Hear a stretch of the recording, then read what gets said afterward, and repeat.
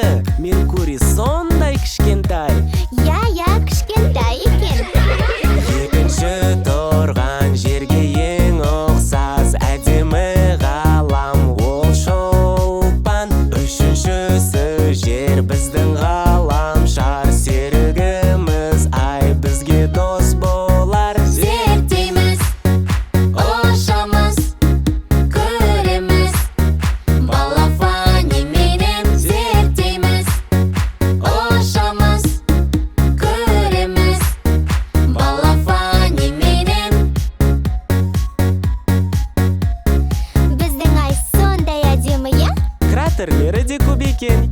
Қандай керемет! Қып-қызыл ғалам, төртіншісі Марс. Өте әдемі, назарсыз қалмас. Ең үлкен ғалам, бесінші тұрған. Өте сұп-суық, Юпитер тоңған. Зерттейміз, ұшамыз, көреміз.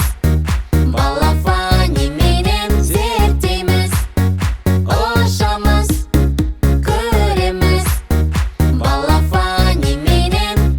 Маған Марс өте қатты ұнады. Сондай ерекше. Ал Юпитер сондай үлкен. Достар, білесіңдер ме? Астероидтар көбінесе Марс пен Юпитердің ортасында көп болады екен. Мәссаған, қараңдаршы. Ар жақта біреулер жүрген сияқты. Кеттік көрейікші. О, бөгде ғаламшарлықтар ғой. Кеттік, Дос болайық!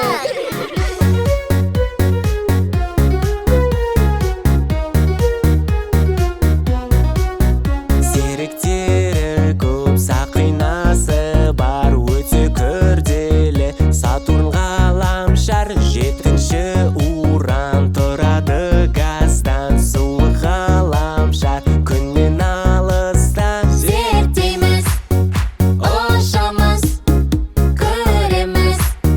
Балафанименен зерттейміз, ұшамыз, көреміз. Балафанименен.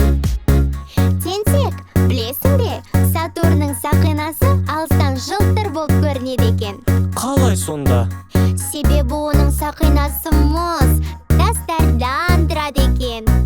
Келесі Нептун, дауылды қорған. Мұзды ғаламшар, алыста тұрған. Ғарышты зерттеп ұшайық бірге. Зымыран менен жетеміз күнге. Зерттейміз, ұшамыз, көреміз.